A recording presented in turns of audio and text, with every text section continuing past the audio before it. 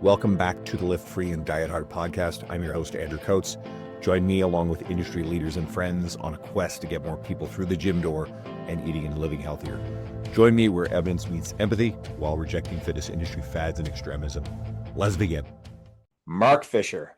It's good to see your smiling face via video. Last time we were together, we were actually at dinner. We were both speaking at Luca Hosevar's Vigor Ground Fitness and Business Conference with our friend Mike Dola. And for those of you who are not super familiar with you, you are the co-founder of Mark Fisher Fitness, which you recently sold. Co-founder of Business for Unicorns, which you've been leaning hard into. You're a father, and just all around a radiant, kind, wonderful human being. So it's great to have you on. Thanks, my brother. Great to be here. Good. So obviously, mentioned that we had dinner recently.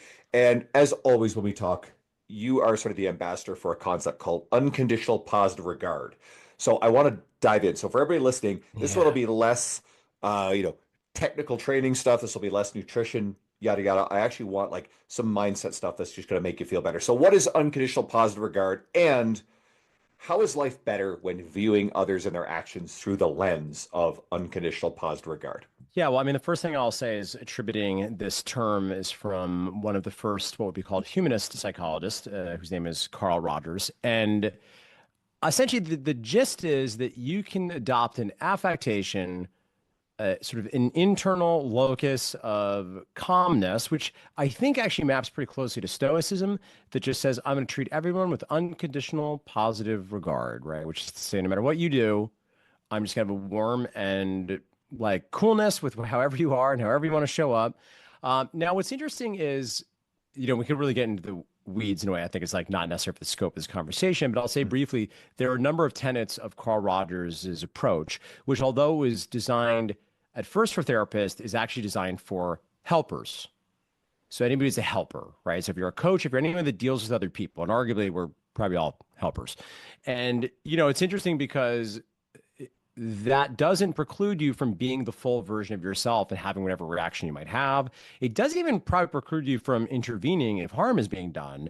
It's just saying that I'm going to like you no matter what you do.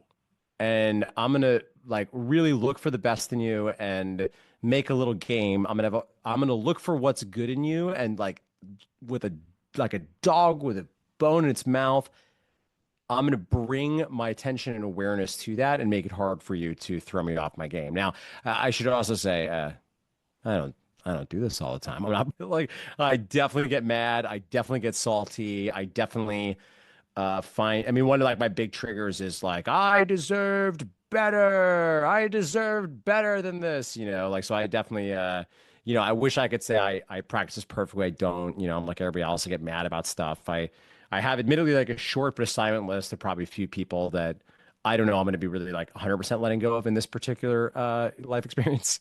But overall, I just find it to be such an elegant and wise way of being that both minimizes and reduces your own suffering.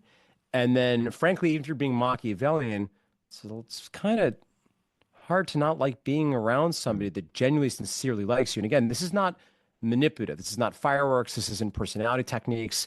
This is like sincerely getting into a place where I am going to look for what is great around you. And obviously this conversation with us first began specifically in regards to personal trainers, right? And coaches, of how can you get to the place where you're not trying to be right over the client. You're not making your client wrong. Again, that doesn't mean you can't say, question some of their beliefs. It doesn't mean that you can't share with different perspectives and hopefully open up their way of thinking. If like the client is saying something to be silly as a trainer, it's just saying that the way we're doing it is one that gives primacy to the care and the positivity of the relationship. So I feel like now that I've said that, I know you'll ask follow-up questions. It feels like very soft. I feel like I'm not doing it like total justice, because I could see some people being like, that sounds nice, but kind of mamby-pamby. But I actually think this is actually quite hard-edged actually to choose to show up in that world is such a practice and such a discipline. And most people can't do it, right? Most people are too small. And by the way, like that's me too, listener. So you're right. I do have several questions. So I think the first angle I'd like to take that, and something you alluded to, and I get to talk from my own experiences, our own, you said suffering, and I think our own internal experience of stress. So when we attribute strong negative reactions, so from my own experience, I tend to have strong positive or negative reactions to people, and often through the lens of my own value system or morality, and I'm conscientious of it. And I have a tendency where if I perceive someone who is deeply unethical or behaving like a bully, I tend to be the sort of Yeah. person who can't sit idly by, but in fact, I tend to have a strong and sometimes even aggressive and hostile reaction to it. And I think there are times in life where that's warranted. But Yeah. if you Yeah. stack it up over enough interactions, and I have to caution myself, realize that not everybody shares my morals and value system, then how much of this is taking on stress, like, and you feel it, the stuff that Yeah. Yeah. Yeah. Yeah. ramps up your nervous system, right? Really sympathetic activation. And then your word is suffering. And how much do we suffer? And maybe it's like we're so rooted in fixed identity and principles and not allowing ourselves some malleability in our responses to these triggers. Is that fair? You want to take that further? Yeah, I think so. I mean, I think what you're saying is you're observing that it comes at a cost to deem someone to be wrong or unjust or because I Yeah. think just to, clarify our thinking here to make this simple for people listening is we can have a very vigorous probably conversation and a lot of valid differing opinions about where and when to intervene when something is potentially in someone's locus of control to influence. We can also agree most people spend their life fighting shadow puppets. Mm, Most people spend their life getting mad at the news and getting mad at people on social media yes. and people that they don't actually have a relationship with. And the reality is like, listen, I'm not even saying it's wrong to have those negative reactions, right? That's data, right? I think another thinking tool I often think about is like, some people say, like, get your emotions out, particularly with business. Okay. I do a lot of business stuff. People are like, leave your emotions out of it. That's not a thing. Right? You can't do that. That's a very silly comment. What they're attempting to say, which I think is the right thing, actually, it's like make decisions based on data, and you can overweight emotions. And emotions are just these biochemical algorithms that are giving you data. And sometimes one of the biochemical algorithms is saying is that something is being transgressed, either one of your personal boundaries or other people's boundaries. So again, there is a time and a place where it is appropriate to have even a very forceful response to intervene, to protect, to defend, and that can all be well and good.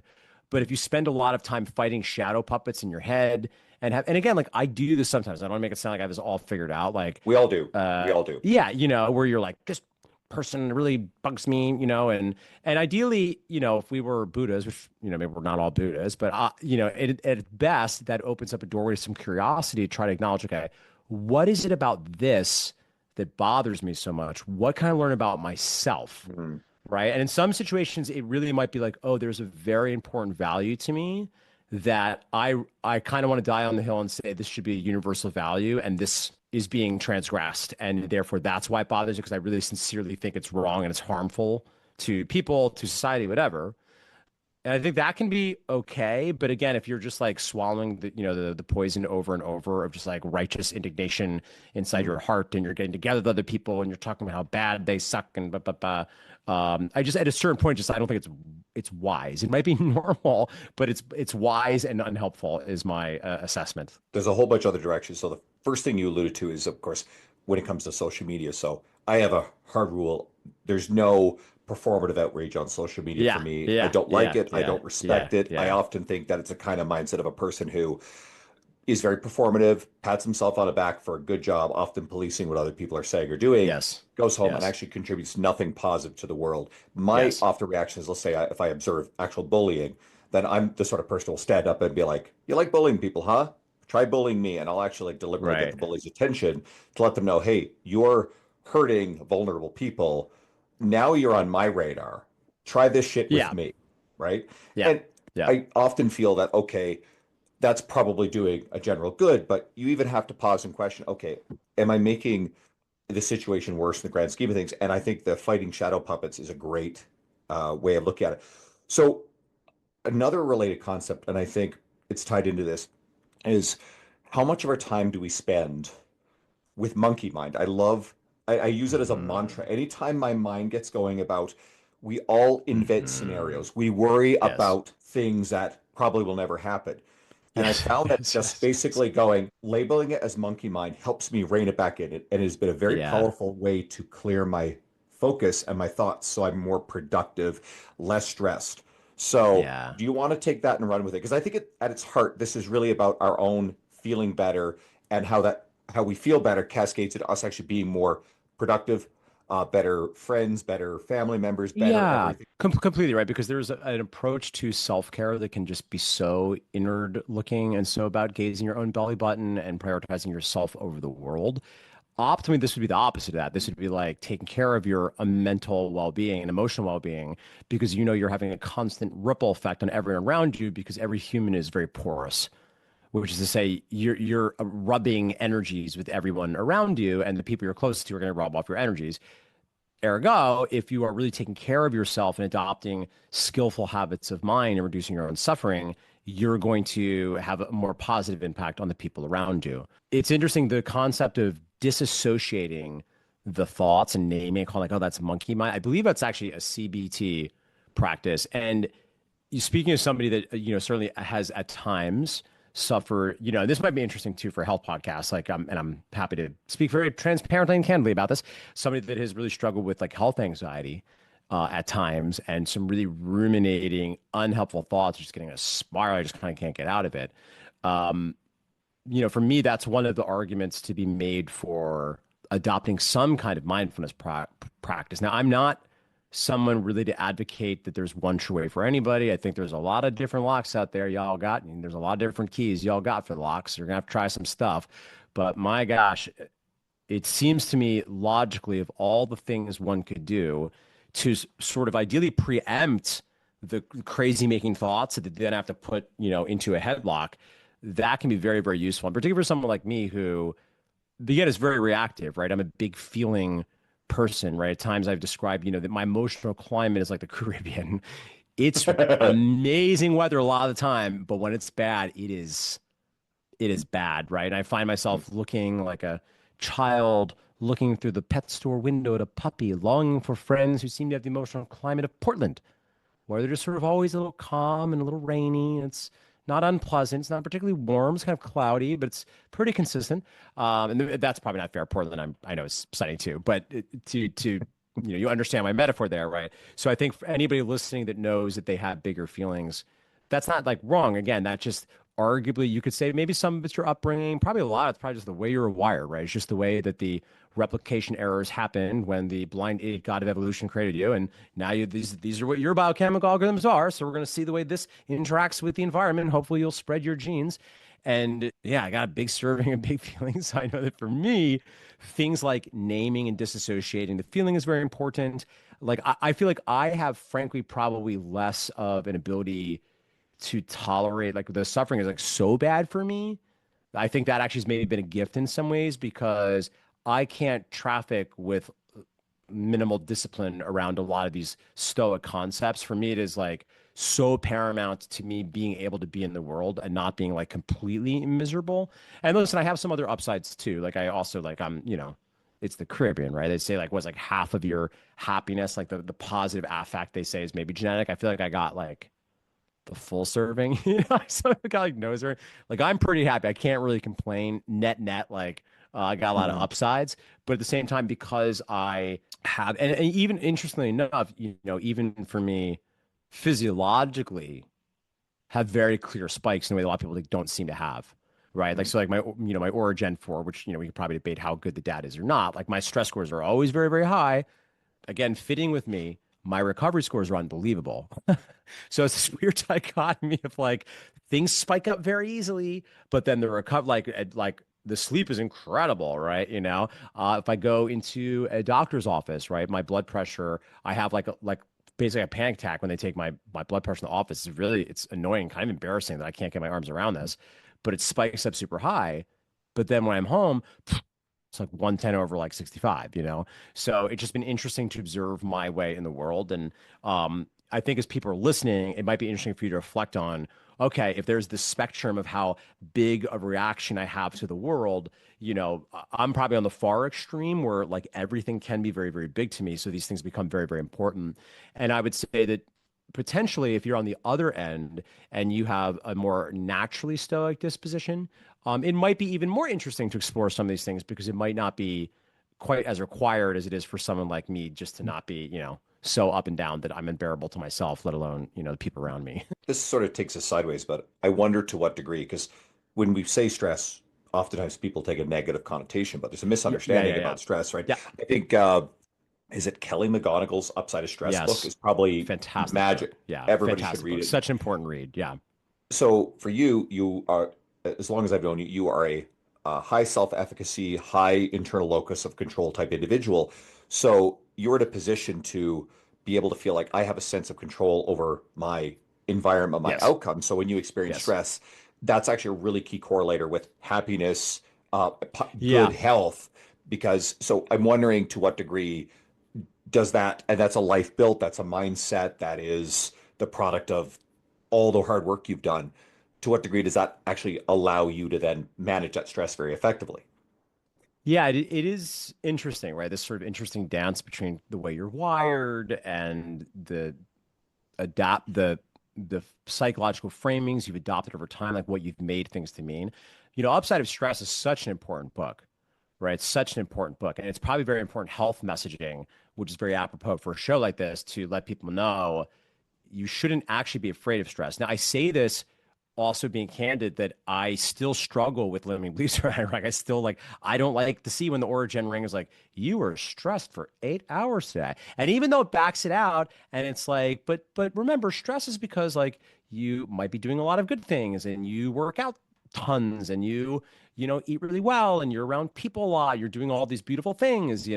So even me knowing that intellectually, it's like a good reminder and good for people listening because I think my takeaway from that book was for a while, a lot of well-meaning research is sort of inculcated this fragility in people that oh, stress is so bad. Oh, your cortisol, you're gonna have heart attacks, you're gonna get stressed. And Kelly McGonigal in this book was like, no, no, no, no, no, no, no, no, no. Those studies were when you ripped rats' legs off and then made them try to swim and then let them drown slowly. That's different than what you're stressing. And this isn't to counter someone like Sapolsky's why zebras don't get ulcers, right? I was going to bring it you up could, yeah, yeah, yeah. You would because, argue he's sort of the counter to that book where he's like this chronic stress. and You weren't that, designed to freak out about your accounting meeting in 2 weeks and your tax audit. yeah, and actually, it's funny. I was going to say that, I read that book, and to me, it's like, yes, it's very informative, but I actually, through the lens of Upside of Stress, I'm like, I actually don't know if this book is overly beneficial because I think it's going to cause people to be more stressed Yeah. out, right? Yeah. Well, listen, I mean, talk about why we sleep, right? That book was lambasted for a number of reasons, right? And you might be Mm, aware of the whole hubbub about the cherry picking of the literature and mhm. some of the graphs where he just left part of the graph off because it didn't serve his thing. Now, to his credit, and again, I don't, know Matthew Walker person. I have no idea what's going on there, right? You can sort of guess, but I don't know the person, so I'll refrain from doing so about what the motivations are.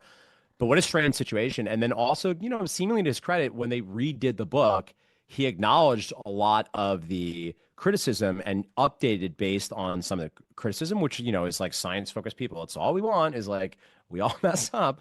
But it still begs the question, one, how'd that happen in the first place? And second of all, that book, which, and this is the challenge, right? Now everything maps for everybody. If you're on the more stoic side, if you're Portland and you just can't take sleep seriously, I don't know, maybe you do need a little scared straight. That book honestly probably did some damage to me, right? That book really, it's just page after page of you're definitely getting a heart attack. You are getting cancer right now. And it was but again, to everyone's, defense, I don't claim that the book is objectively a problem. I just claim for someone like me who's very likely to take off my Origin 4 because I can't, I just can't traffic looking at these scores because the small part of me I can see that just wants to get a good score and wants to do it right is just so not thrilled about it. To say nothing of the artifacts I get where I see a blip of 135. It's I was sitting on the couch. I need to go to a cardiologist right now. Thankfully I work with our shared buddy Spencer Nadolski, who's very Yes, patient and kind. Always is okay, Mark, let's you're gonna be fine. I'm trying to see if um, I can get him on the podcast because I want to have. He was on a oh long time yeah, ago. yeah, So yeah, yeah. the sleep thing, there's something important here, and you're alluding to, and I Mm. feel like I picked up from a Dr. Andy Galpin podcast, and this sort of really struck me is you hear about all these optimization rituals and wind down rituals, and I think this stuff's valuable, but you Yeah. get to a point where because we travel And all of a sudden, Yeah. you're not in your normal environment. You don't have access to your blackout curtains and your weighted Yeah. blanket and eight Yeah. other Yeah. different, Yeah. like, Yeah. elaborate things that also Yeah. consume time. And if there's a Yeah. disruption in your ritual, it's not just sleep schedule, it's sleep rituals. It could be any ritual. Then any disruption can cause anxiety and stress. So it's actually a really good idea not to over rely. I think you can surgically Yes. figure out things. I wear a Yes. sleep mask now. I find it works for me great. That's easy. I can Yep. take that with Yep. me. Yep. But elaborate, the more elaborate the ritual stacks, the more Yes. vulnerability I think you have to its disruption, and Yes. then to create anxiety that actually has a net negative outcome. Yeah, no, it's true. It's sort of like raising a child, right? You're navigating the shores of chaos and rigidity, right? And I think, again, it's like know yourself. So as you're listening, I think the interesting questions is reflecting on how does this apply to me is like, where are you on that spectrum, right? The old cliche thing that everybody needs to go to therapy and some people need to loosen up and some people need to tighten up, right? Clearly I'm a loosen up and it works for me almost all the time, except for when it works against me, just like every single one of your strengths for every single person listening. And, all of our strengths taking their streams or weaknesses. And with health stuff, one can unfortunately let the tail really wag the dog. And there's a certain type of over optimizer. And this fully can be me, right? And by the way, I think I'm good at this in a lot of places in my life. Health is one thing where I am probably an over optimizer at times, right? And it's not always moving. I wish I could say it's always moving towards like happy things. It's a lot of the times, but it's obviously also coming sometimes out of like, swimming away from, scary thoughts about mortality and all that.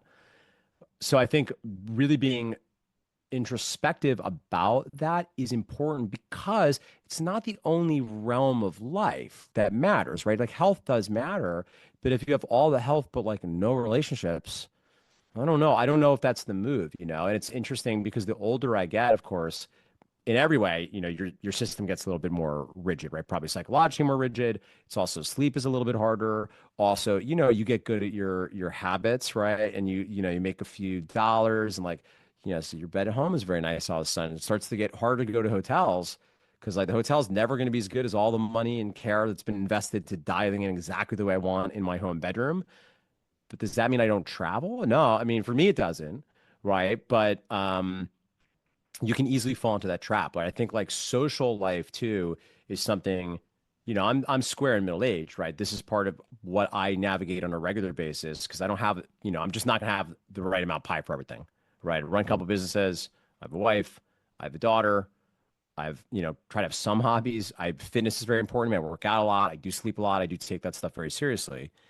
And I personally find that I have to really continue to override my intuition that I'll be happier if I just stay in on a Saturday night and go to bed. Sometimes that is the right move, right? Sometimes I'm just like tired and it does feel great to go to my work week feeling super, super refreshed.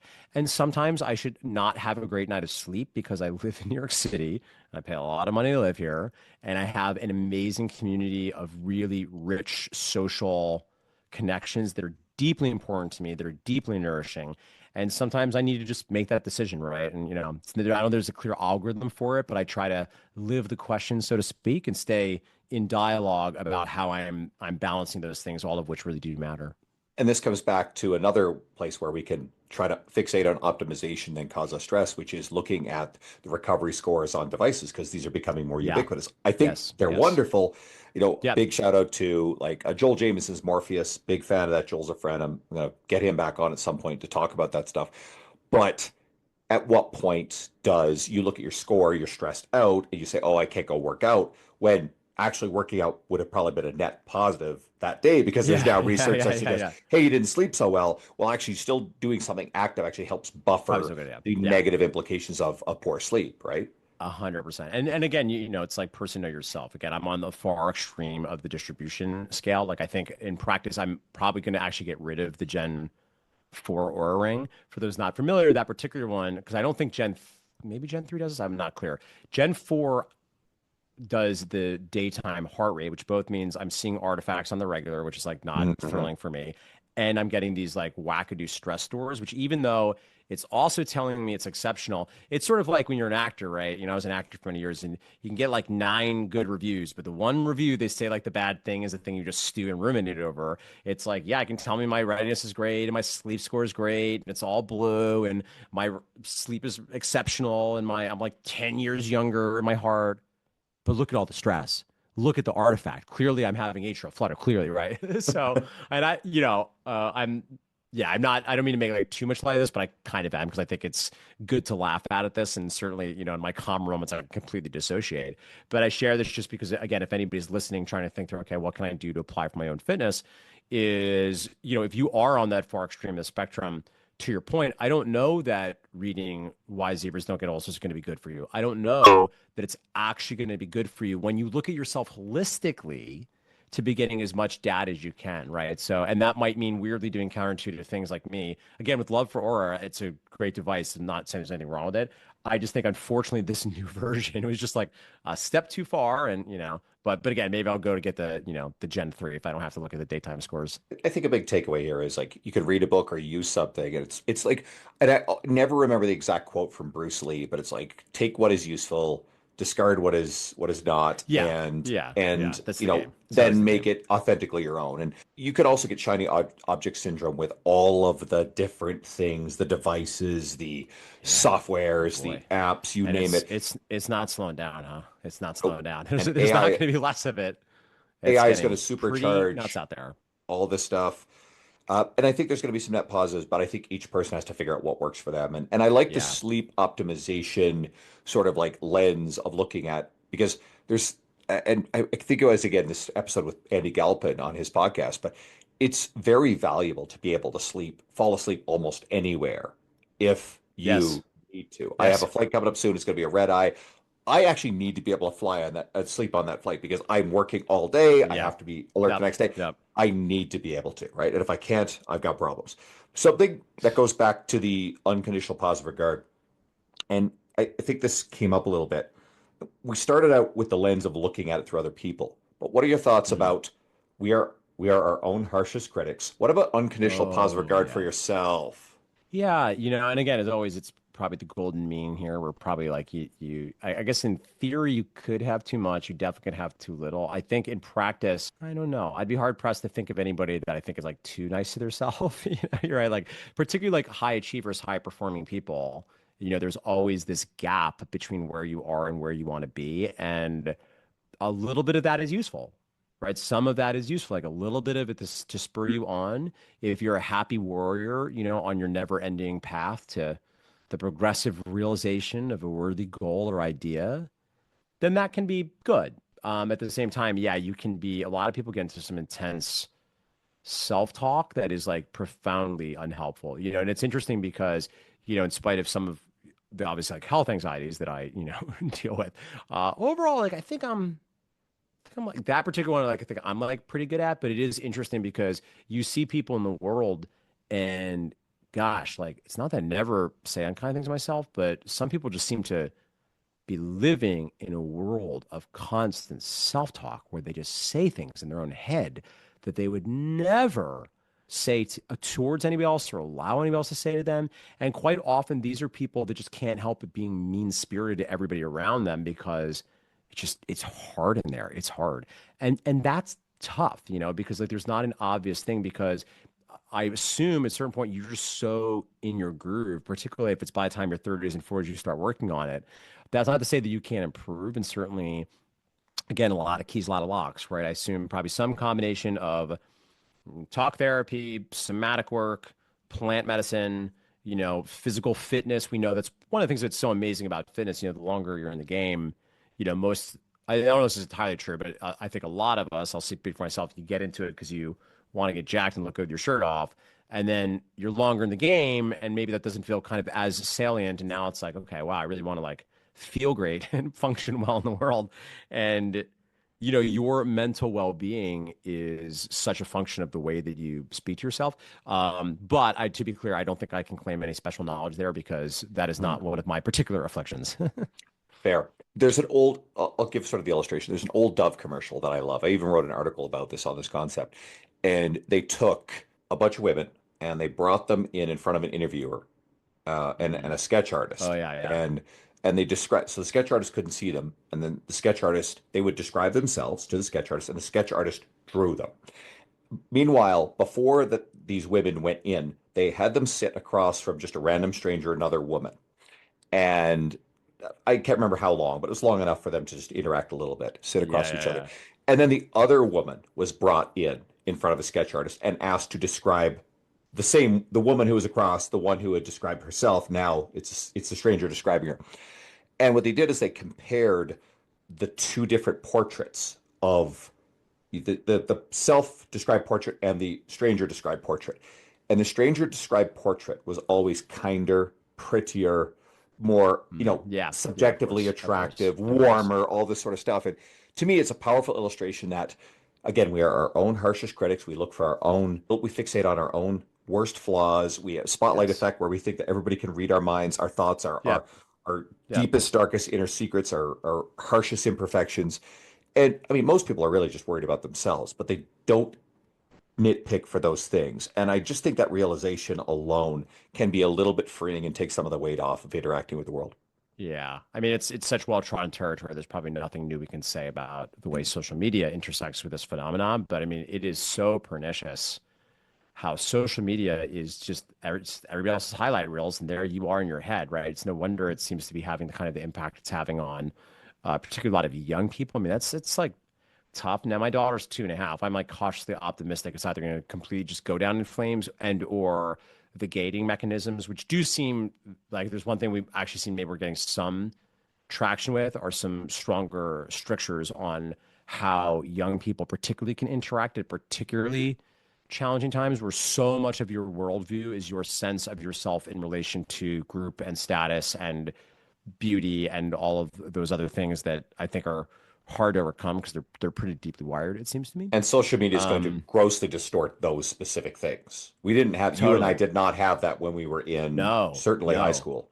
no, no. And listen, like am very fortunate in that even what I do professionally, I'm on the social media less than I've ever been. Mm. Right. I have like a thing on my phone. I look once a day for 60 seconds and then it locks me out unless I do back in. So, and I'm fortunate because my businesses are large enough that like I don't have to be on there because I give people money and they are and they get to be natives and I know enough about it that I get to contribute. But even for me, I'm more interested in contributing from a strategy perspective, just because fundamentally it just doesn't make me feel good. And I know that you're a shining example of this. Like clearly it's possible for us to be net a positive and certainly can be very, very, very valuable for businesses. Um, and yeah, I have been fortunate in that I haven't had to figure out how to do it. I just was like, I'm just gonna opt out of this and have other people handle this for me and build my personal brand specifically through emails, which I really, really love and is a very different kind of dojo, right? And in general, I tend to, as a I guess pending old guy over here, tend to like more just like slow form content, everything, right? I'm not like a fast, snacky kind of contenty person. I'm more long formy person, both in content consumption and creation. And I get your emails every day. I'm on the list. We'll talk about that in a Thanks, bit. man. Yeah, yeah, Uh, yeah.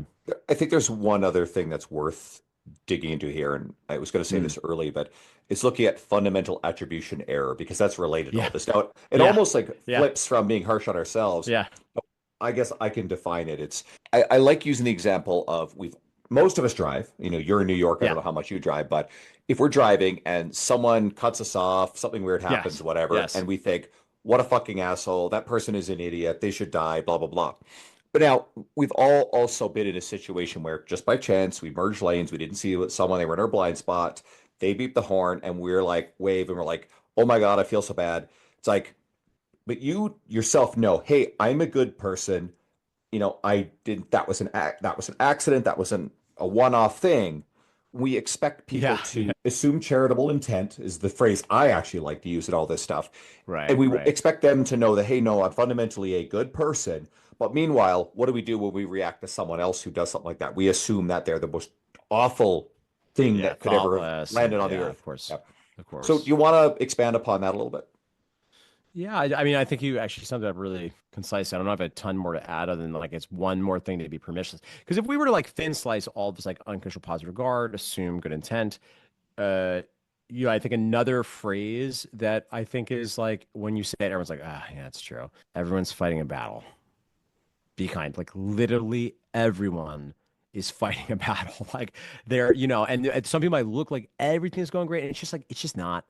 It's just not, like it's not going perfect all the time. It's one of the things that like really kind of turns me off. And I realize I understand the mechanics of it because I understand the story and why that's not the case. But, certainly now having found myself, semi-reluctantly, I guess, in like the coaching space, but, hopefully giving value to business owners.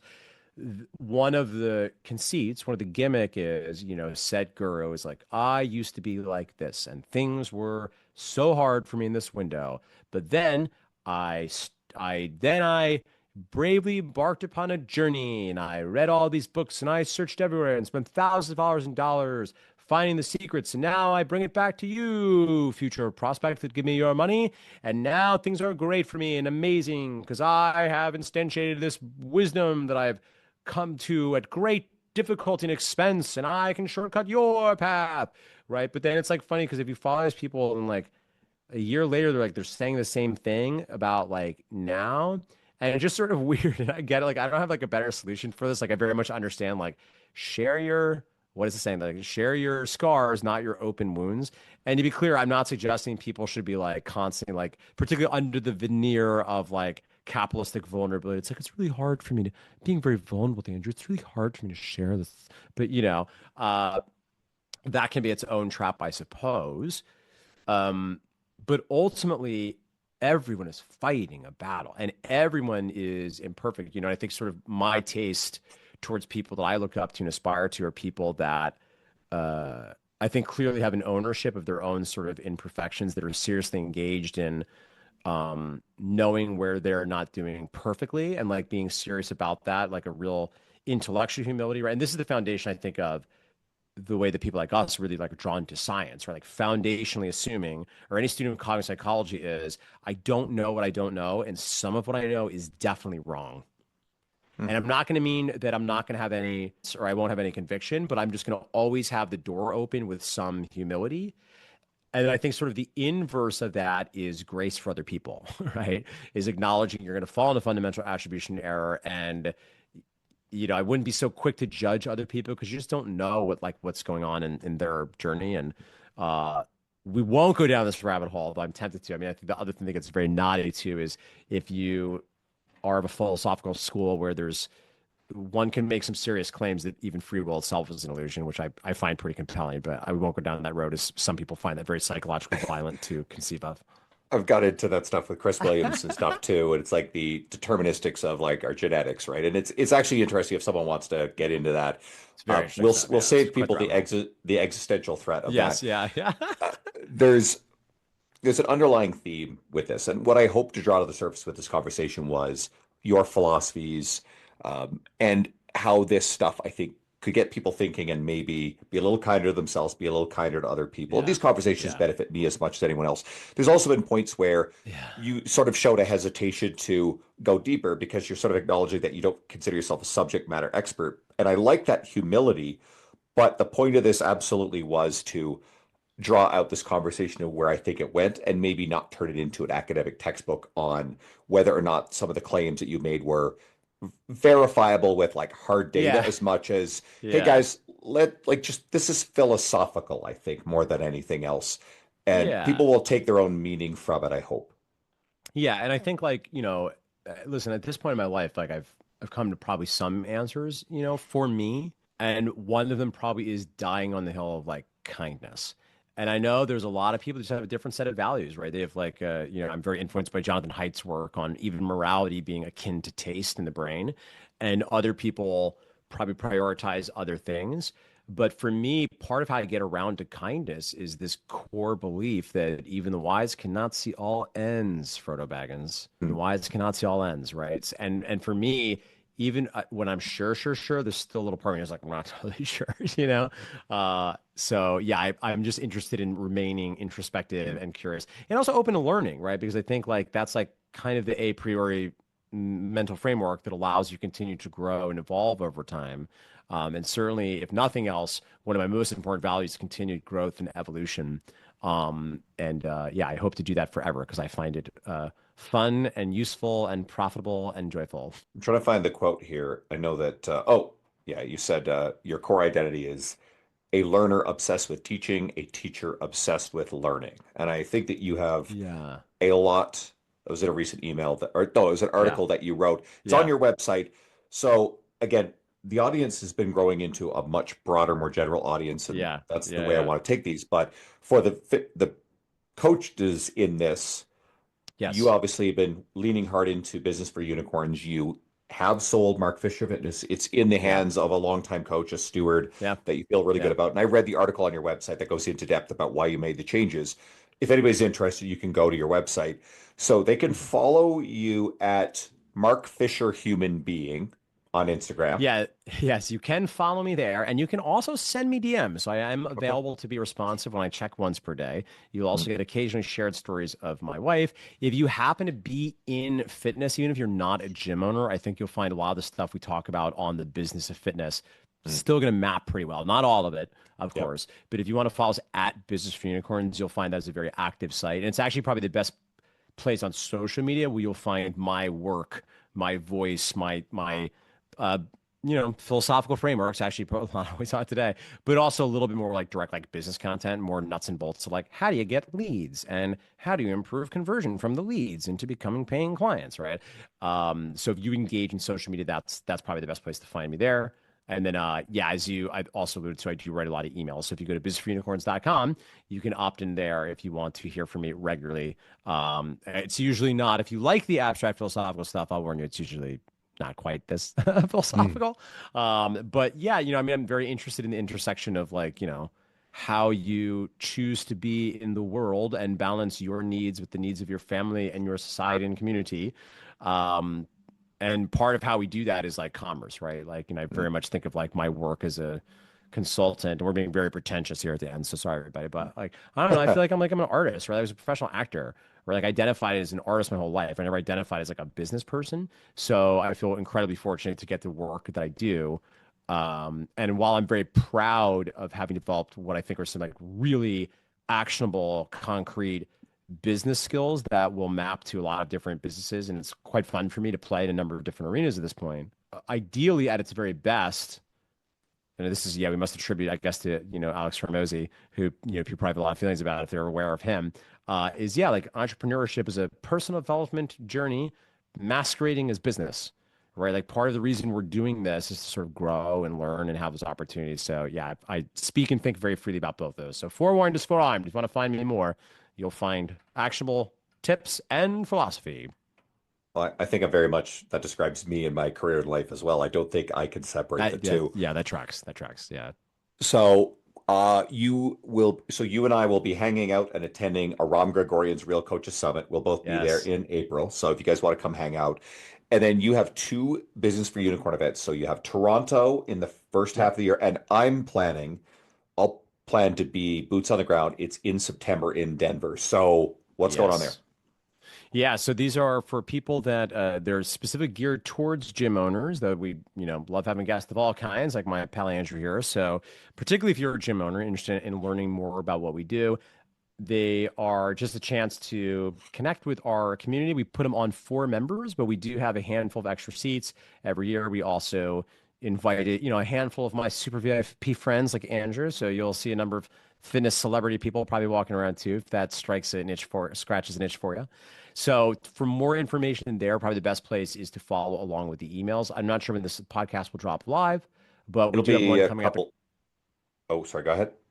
I was going to say it's coming up in Toronto in late March is the sales and Oh, marketing focus one. this will be out well before that. So yeah, so Okay, great. Yeah. yeah. So if there's any tickets by that point, you can also just email me, mark@businessforunicorns.com. And then the Denver event will be on people and systems, Good. and that's happening in September. So plenty of time before that, but hit me up too, because I can get you some early access if that's striking your fancy. Like with my other guests, I endorse you both as a fitness professional, as a person heavily. That's a big reason why you're on here.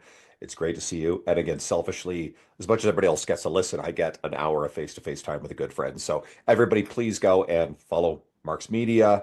And if you are finding this episode through Mark's Media, I would love to have you check out some of the more recent episodes. Just scroll through. I've got the who's who of the industry. I've had Jordan Oh yeah. Syatt and Yeah. Luca Yeah. Hocevar on recently, and Dr. Mike Isertel and Brianna Battles should be out by now. I've got a whole array of the best. So I think there's lots there. Message me if you want more details on anything. And Mark, just thanks for taking the time to come talk with us today. Yeah, man. Thanks so much for having me. Great chat.